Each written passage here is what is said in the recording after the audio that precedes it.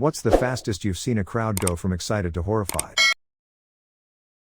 The climax of the last Twilight movie is a fight scene that goes on for 10 minutes. Vampires are ripping each other's heads off, giant wolves are throwing them around like chew toys, and one by one each of Bella's friends and family die around her. You can actually hear people in the audience react as each named character dies. And none of this happened in the book, which was criticized for its lack of climax. As each minute goes on, it feels like they improved the film's story to give it a real sense of danger and excitement and payoff to the series. So shit's intense. And right as they kill the big bad evil guy, the camera fades to black, pulls out, and reveals that all of it was a vision. The last 10 minutes didn't happen, it was someone seeing a future that might happen. No one died. Just a bunch of vampires and wolves standing around staring at each other in silence. Then they all walk away, alive and well. The crowd groans. A girl up front shouts, "Are you shitting me?" Everyone sits back in their seat, no one cares about what's happening on screen anymore. Some people are laughing because someone hit the undo button on the most exciting 10 minutes of the movie. Never have I seen a theater turn on a film so quickly and so hard. Pink Floyd often would have giant floating pigs released during the concert, inflatable balloons. This would happen like halfway through the show. Well, people are smoking tons of pot, drinking, doing God knows what other drugs, so by the time the pig is released it's basically like God descending from the heavens. People were losing their shit at the pig. Well, it got caught in one of the wires and caught on fire. You've never seen so many stoners fall to their knees in terror/fear/sorrow over the death of a giant inflatable pig. There is no God anymore, his bacon got fried. The Station nightclub fire. Small packed club. Great White was playing with unauthorized pyrotechnics. Suddenly caught the building on fire. Emergency exits were locked and people jammed the exit door. 100 died. Thankfully didn't see it in person, but there is a YouTube video showing the whole thing. It is a very traumatic watch though, so wouldn't really watch it unless you want it imprinted strong enough in your brain so that you will always look for exits when going into a crowded area for the rest of your life. I saw this on YouTube somewhere. A bodybuilder was strutting his stuff in front of a crowd, warming them up and everything at an event. They absolutely loved it. Many people had attended just to see him. He was at his peak, huge muscles and sculpted physique, absolutely amazing. I don't personally like the bodybuilding look, but you've got to respect hard work. The crowd was cheering him and he got so pumped up, so full of energy and emotion that instead of just walking onto the stage he did an impromptu jump flip. He launched himself high into the air and did this impressive flip. The crowd went berserk. But he was a bodybuilder, not a gymnast. He landed on his neck and died instantly, crumpling on the spot. It is one of the most horrific, sudden and unexpected things I've ever seen. Maybe the worst part was not all of the crowd realized immediately. They kept smiling and cheering for their hero for another minute before it sank in that they had just witnessed him die right in front of them and they were clapping for a dead man. A friend of mine decided it would be fun to try and see if he could smash a beer glass on his head. Up until then he was just being an enthusiastic drunk and had some positive attention. He then decided the beer glass thing was a good idea and promptly executed it. Head wounds bleed a lot in the first minute. Crowd went from "Aw, you're cute" to "fuck, he's gonna die." I sobered up in an instant and got a semi-clean towel for him to stop the bleeding. Thankfully head wounds also stop bleeding pretty quick in most instances. Monday Night Football, November 18, 1985. Washington Redskins vs. the New York Giants. I was pretty young at the time, so being allowed to stay up late on a weekday was a rare occasion. During one of the plays, Joe Theismann was sacked by Lawrence Taylor and Harry Carson of the Giants. The entire stadium went silent as Theismann would end up suffering a compound fracture of the tibia and fibula. What I remember most vividly is that the broadcast kept replaying it over and over again and seeing shin snap at a 90-degree angle. It made me physically nauseous and had to walk out of the room. If I recall correctly, following the injury, broadcasting policies were changed so that constant replays like this would not be shown in the future. Went to see the Pokémon movie with my fellow group home residents as a treat. There were maybe 70 of us there, most had never been to a movie theater before, so it was a pretty big deal. The house even splurged to get everyone a small soda, candy, and a portion of popcorn. This was literally the best day of most of our lives so far. We get settled in, taking up most of the theater, when the credits started and the lights dimmed. We were so excited. Pokémon, the movie, was about to freaking start. Opening ads start, we're silent the whole time in anticipation. Then the credits never ended, we thought, Because this one had seemed to go on forever. Some kind of a spoof of an alien movie? Maybe a play on Star Trek? Credits rolled. Lights turned on. Nobody spoke. Every single face was deflated and so freaking disappointed. Someone screwed up and played Galaxy Quest instead of the, brand new at the time, Pokemon movie. Nobody talked the whole way back to the house, but as soon as we got there so many kids lost it. I didn't end up seeing it until like 10 years later, and it blew mind ha. 10 years ago or so, I was watching fireworks for 4th of July with family and friends. You know how the show usually ends with a bunch of fireworks going off at once? Well, that seemed to be what was happening, so people were cheering. One of my friends suddenly gets up, turns to us and says, "Something's wrong. We need to move." I had no idea what he was talking about, but in that moment, I noticed that one of those big ball fireworks had gone oof near the ground, showing only a fraction of the ball. Literally a second later, fireworks were shot into the crowd. It's not like movies. There was no screaming or fleeing for our lives. Everyone just froze. Only 2 fireworks exploded in the crowd. At that point the fireworks were spent. And there was just a deadly silence. Only one of the fireworks hurt anyone. It was one of the ones that are small but really loud. I think a mom and her son were hurt. But even as EMTs rushed to treat them, the silence still hung over the crowd. Very slowly, people started to walk out of the park somberly.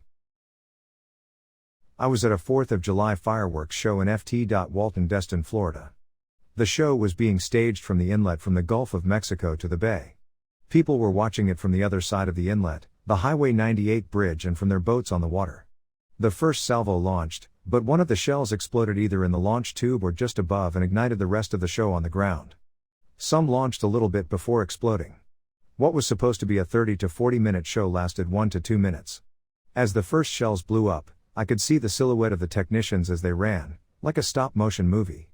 The technicians were cool as hell since none of them were looking back at the explosions. I never realized how big the bursts were until I saw them going off on the ground. Everybody was trying to get away. We were being hit by pieces of fireworks. They weren't just landing on everybody, they were hitting us. My dad started the boat, but realized we couldn't move. A lot of kids were watching the show while they floated in the water. We were yelling at the other boats to stop because of the kids in the water. Fortunately, enough people heard/listened or realized what the problem now was that they stopped and locked everybody in place. Nobody was seriously hurt or killed, only a few techs were treated for minor burns. On that day, those techs outran Usain Bolt. On the beach. Wearing safety gear. Darren Brown is a TV magician, illusionist, sort of like a Penn and Teller of psychics, and this show is on mob mentality. He has an audience prank a man, Chris, who has consented to be messed with for a Darren Brown show at an unknown date. There is a studio audience watching and voting on whether he gets a good prank or bad prank, with hidden cameras tracking him and Chris's friends and family, luring him to certain areas where pranks can happen. The pranks start out silly. Good, he's the lucky customer at a shop. Bad, he's accused of shoplifting. The pranks slowly get more and more extreme, and the audience are voting the bad pranks all the time, laughing as Chris's life is slowly falling apart in one day. It ends with Chris being let out of a police car near his house, and the audience have voted for a scary black van to pull up and kidnap Chris. As the van pulls up, Chris runs away and the men chase him down, but when he turns the corner a car comes and knocks Chris down. The studio goes quiet, the lights go on, and Darren says nothing, letting the audience take in what happened, giving them nothing. After a while, Darren explains that this was all set up and Chris was in on the whole thing, and the audience were the ones being tested, explaining how being part of a crowd can make someone lose their morality. They were just cheering a man having his life ruined and being kidnapped, fearing for his life. Was working as a backstage manager in a medium-sized concert venue. We had quite a famous band with a crazy singer that used weird props. On their rider, a list bands give to venues with their wishes, they demanded we arranged 2 buckets of pig blood. Of course we did not do this. Show was going well, people were having a good time. Until the singer took out a steak knife he stole from our restaurant and started slicing his arms open. He was really making deep cuts, and it was horrifying to watch. Blood was everywhere. Most people in the audience were shocked, some were dry heaving. When the show was over, the singer was dripping blood all over the backstage area, smearing it on the walls. I was fairly young and scheduled to work alone that night, so I was way in over my head. I tried to reason with him, but at that point he was very intoxicated and there was no point talking to him. Our backstage area looked like someone was murdered there. When I tried talking to their stage manager, he shut me up very quickly. He was probably sick of dealing with venue staff complaining about the singer. He did this shit all the time. The band was notorious regarding these kinds of crazy acts. I had to put up with a lot of shit working as a backstage manager. Bands wrecking the backstage rooms, making a mess everywhere, being sexist, being too fucked up to stand on their feet, you name it. But covering the whole stage and backstage with their blood? That was a first.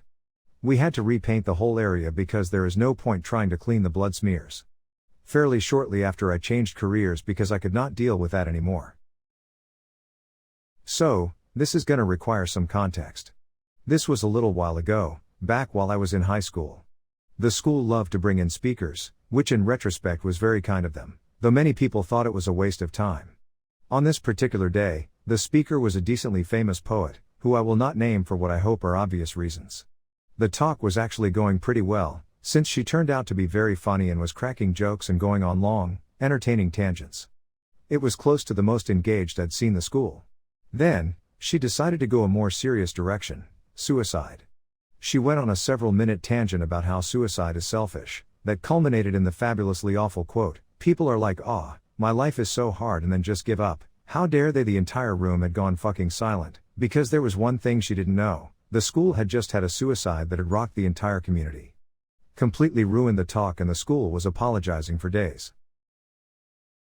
A couple years back I was in the crowd at the Schlitterbahn Water Park in Kansas City when the little boy died on the Verrückt water slide. My wife and I had literally just gotten off that water slide and were heading back to the benches where we had our stuff stored. When the slides would go down and then come up the hill to slow down, they had a specific pitch/sound they made, but one of the times that the slide was coming up the hill you could hear a whoosh that sounded a little bit different than the other times. I look up. At this point in walking down the path we were right next to where the uphill section was, see the slide bump against the net tunnel up top that was supposed to keep the slides on the track, and see this kid flying off the slide about 10 to 15 feet above the track. He lands at the bottom of the track and slides a few feet, but the sides of the track were too high to be able to see if he's moving, though we could see quite a bit of blood on the track from where he landed, and it didn't look good. Lifeguard runs over to the slide, along with a couple of bystanders that hop the rope barriers, and everyone's yelling at the lifeguard to hurry up and take care of the kid to see if he's going to make it, or if he's okay, or what's going on. The lifeguard stopped where the kid was, looked like he was going to be sick, and then the bystanders stopped, and the entire park just went completely silent. After a few seconds, though it felt like forever, there was a mad scramble of finding the boy's family, then later closing the park, and exiting the crowd. But you could definitely tell which people in the crowd were near the slide when everything happened and which people were in other parts of the park. Probably the single most unnerving thing I've ever experienced. It took a good couple of months before I could talk about it relatively normally. I don't think I'm ever going to want to go on roller coasters or thrill rides like that ever again. Years ago I was at a company holiday party where they rented a live karaoke band for the event. I looked through their song list to see what they had. I noticed the Misfits' Last Caress on there, which was a song I loved, but seemed so out of place. For those of you that don't know the song, it starts out with, "I got something to say, I killed your baby today and it doesn't matter much to me as long as it's dead." I thought, man, I kind of want to do that, son, but I really shouldn't. But after many, many drinks later I was drunk enough to not care. I get up on stage and request the song. The band starts going and I get super into it, just belting the lyrics into the microphone. Now, it wasn't the fucked up lyrics that got to people. I'm not even sure they had any idea what I was singing because they were cheering me on. What shocked them was when I accidentally lifted the microphone too fast to my face and smacked myself on the mouth. My lips started bleeding, badly, and I could see people in the crowd go from "who" to "OMG. A coworker of mine rushed on stage, pulled me aside, and called me a cab home. I have a fun little memento from that night too, because the next day I still showed up on time, which surprised everyone. Because of that I won this award for being the drunkest at the party and still showing up the next day. I was at a music festival in the UK where US rapper Watsky was performing. He started to climb the rigging to the side of the stage, and next thing he is about 40 feet up above the crowd singing and dancing. Everyone is going crazy.